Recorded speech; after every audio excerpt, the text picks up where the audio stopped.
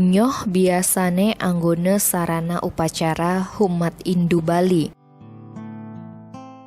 Biasane lenan teken anggone daksine, nyoh masih anggone sarana penglukatan, pemerayas ciste, simbol-simbol dewa-dewa, simbol gumi lan anggone ubat. Apa aningainang nyoh dadi sarana penting dalam upacara? Kini ceritane. Satwane ene tuturange teken jero dalang imade tragia uli desa Sayan Ubud Gianyar ane ada di lontar Siwegame. Di lontare ento kone nyohe uli sirah Dewa Brahma. Ceritane ene berawal pas Dewa Brahma dot nguji kesaktiane Dewa Gana. Aja kedua mesiat yen Dewa Brahma kalah, lakar dadi muridne Dewa Gana. Keto masih yen Dewa Gana kalah, iya lakar dadi ajengane Dewa Brahma. Ulian tawange Dewa Brahma ngelah sirah lelima, lan ane besek engkebange dibasange. Dewa Gana lantas maling sirahne Dewa Brahma uli 5 kebotne Dewa Siwa.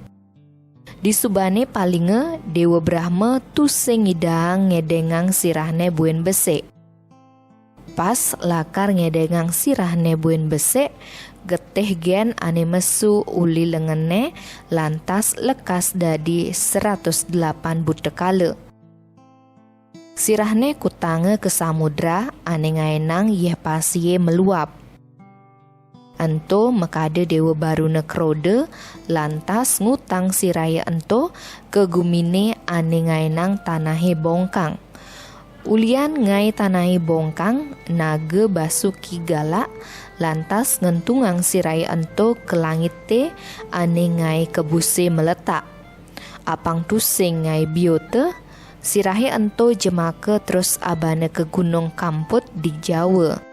Lantas taneme di beten Gunung Mahameru utawi Gunung Jembade Geni. Mekelo-kelo siraya ento tumbuh dadi punyanyo. Ulian mekejang bagian tumbuhane dadi angon, lantas keadanin punyan Sudemale.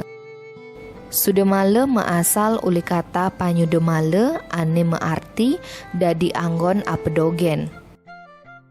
Uli kejadiane ento Dewa Brahma lantas tongo sange di titik nol dadi pusat kegiatan utawi pusat pertemuan uli segala arah lantas keadanin Sang Hyang Caturmuka.